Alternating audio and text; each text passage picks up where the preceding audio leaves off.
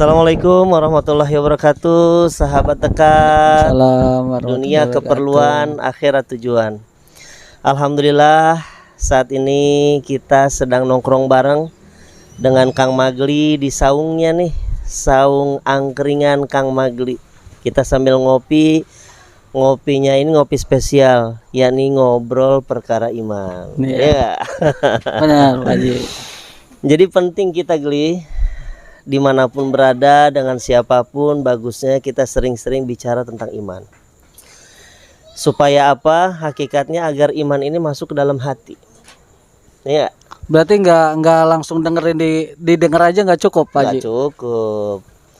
Segala perkara kalau hanya didengar saja tetapi tidak pernah dibicarakan, maka tidak akan terkesan di dalam hati.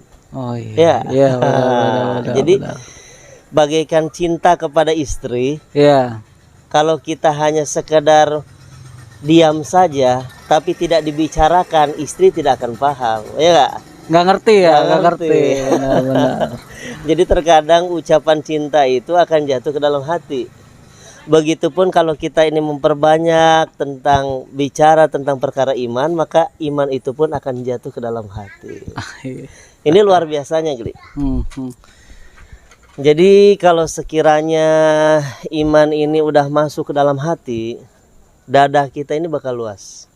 Maksudnya gimana tuh? Saya kurang ngerti. Nah, jadi jiwa kita ini akan diberikan oleh Allah itu kelapangan.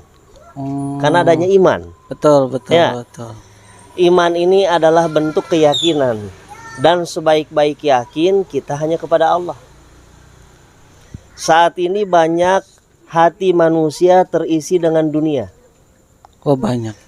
Kenapa? Karena setiap manusia saat ini lebih banyak membicarakan tentang dunia. Maka dunia masuk ke dalam hati. Dan sifatnya dunia itu sangat kecil. Maka orang yang hatinya hanya terletak dengan dunia pasti memiliki hati yang mudah tergores. Artinya cepat tersinggung, cepat marah, ya, cepat galau, karena memang sifat dunia.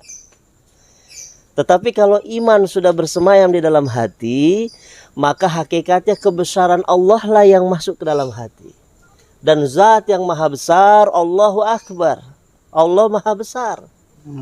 Maka dada pun akan diberi keluasan oleh Allah, jiwa akan diberi kelapangan oleh Allah. Situasi dalam keadaan senang maupun susah, kehidupan orang yang beriman ini ajib.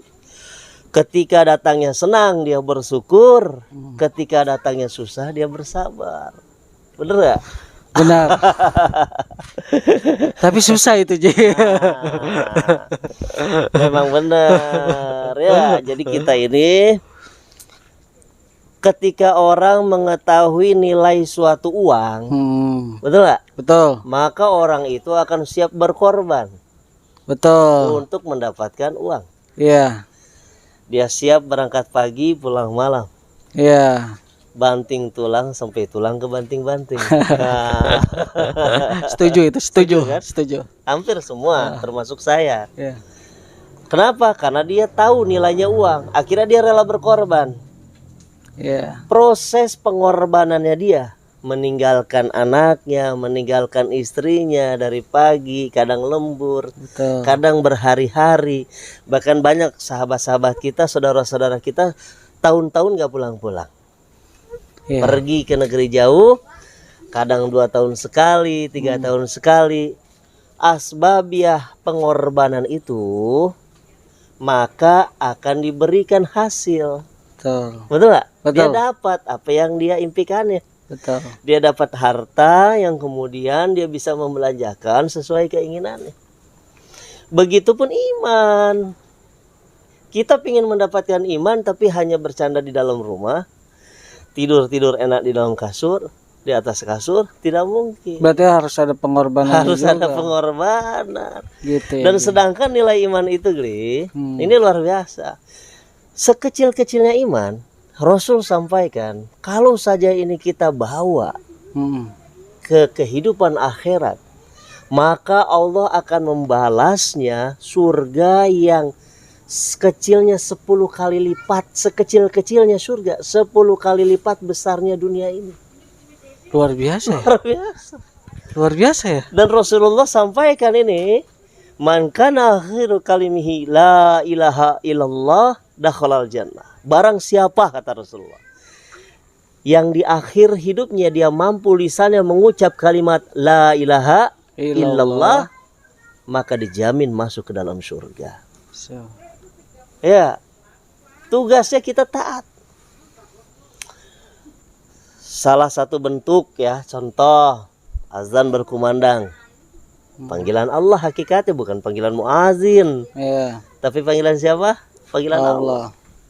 Kita korbankan. Apa yang dikorbankan sih untuk mendapatkan iman? Perasaan. Rasa cinta. Rasa cinta. Lagi seneng-senengnya sama pekerjaan, ya Kak? Benar. Azan berkumandang, ya. Kita korbankan nih.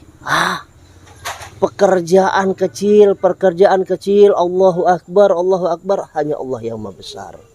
Kita berangkat menunaikan. Dalam proses itu ketika kita istiqomah, maka Allah akan simpan keyakinan di dalam hati kita. Dan hakikatnya setiap amal kebaikan, fama ya'mal mithqala dzarratin khairan yarah. Setiap kebaikan itu sebenarnya bukan untuk orang lain, untuk diri kita sendiri. Allah akan balas kebaikan itu untuk kita juga. Ini kunci. Berarti timbal balik gitu aja ya? Timbal balik. Ini ajib, Gli. Jadi artinya kita bilang susah dapat iman, ya nggak? Iya. Supaya dada berlapang, jiwa besar. Wah, berat itu. Berat. Tapi kita tidak ada pengorbanan, tidak mungkin iman masuk. Berarti nggak mungkin ya? Nggak bisa. Cara masukin iman tuh gimana sih ke dalam hati? Banyak-banyak bicara tentang iman. Kita nggak kerasa, Gli. Bayangin deh. Pagi ngomong dunia. Ya. Ya nggak? Betul. Siang kita bicara dunia sama Betul. orang.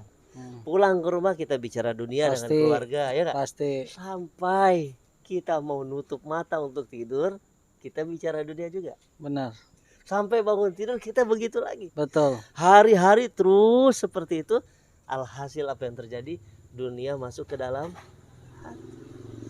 Maka jangan salahkan ketika hati mudah tergores, kita mudah emosi, mudah berkeluh kesah, ya. Dan ini adalah obat hati hakikatnya. Banyak orang yang paham. Berarti kita harus lebih terbiasa gitu ya, Ji? Jelas. Latihan dengan istri. Sayang, kamu di dunia ini sama dengan papi. Nggak akan lama di dunia ini. Dan dibiasakan bicara tentang itu. Ingat, saling ingat, mengingatkan dengan perkara yang akan memutuskan segala nikmat yang ada di dunia, itu kematian. Kita sampaikan ke anak, siapa yang menciptakan papi? Allah. Siapa yang menciptakan mami? Allah. Iya. Yang ringan-ringan aja. Yang ringan-ringan aja bicaranya, karena kita bingung mau bicaranya mulainya gimana gitu kan. Ngomong seperti itu.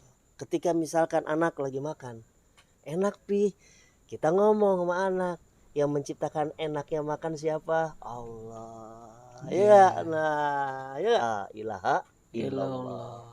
Kalau enggak gini deh, obat tidak bisa menyembuhkan. Obat tidak bisa menyembuhkan. Obat bisa menyembuhkan. Obat bisa menyembuhkan. Karena berhajat kepada Allah. Karena berhajat kepada Allah. Sedangkan Allah mampu. Sedangkan Allah mampu menyembuhkan manusia. Menyembuhkan manusia. Tanpa harus berhajat kepada obat. Tanpa harus berhajat kepada obat. La ilaha illallah. Ya. Iya. Terus kita bicara tentang kebesaran Allah. Sekarang apa yang dirasain sama Kang Magli ini? Hatinya setelah kita bicara iman. Nyaman kan? Agak. Ala bizikrillahi tatmainul qulub. Manusia akan mendapatkan nilai ketenangan di dalam hati bila mana dia berzikir kepada Allah. Benar. Selalu bicara Allah. Jadi lebih terbuka. Lebih terbuka. Lebih enak. Kita melihat terkadang dalam rumah tangga kok tiba-tiba istri ngejengkelin banget kan gitu ya. Ternyata, sering itu Ji. Itu sering. Iya. Ternyata istri pun sama kita. Suami kok begini banget, jengkelin banget. Nah, posisi kita gimana? langsung keimanan kita yang main. Teng, ketika lihat istri menyebelin, ya Allah, memang engkau yang mendatangkan istri seperti ini untuk saya sabar. Nikmat. Ya Allah, kenapa istri saya seperti ini? Mungkin amalan saya ada yang rusak. Langsung kita perbaiki iman, langsung kita perbaiki amal. Betul nggak? Betul. Lebih baik apa lebih buruk kalau seperti itu? Lebih baik pasti. Tapi kalau kiranya kita jabanin, udah istri jadi api, kita jadi api. Bakar.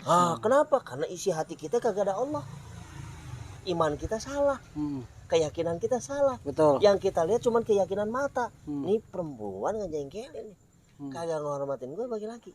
Gue marah nih, bertengkar, rame. Betul nggak? Betul. Nggak cuma di rumah tangga, bertetangga, berkeluarga juga, sama siapapun, sama kantor, di pabrik, sama karyawan lainnya, semuanya. Tapi kalau ada iman, pernah nggak ngelihat ada orang kok adem banget manusia? Ulama, kiai. Kenapa?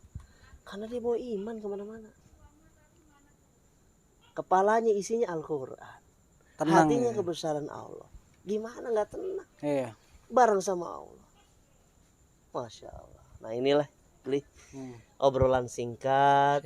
Yang mudah-mudahan perkara yang singkat ini bisa terkesan di dalam hati. Ya. Betul. Ini memang perlu. Sengaja kita buat seperti ini sebenarnya bukan karena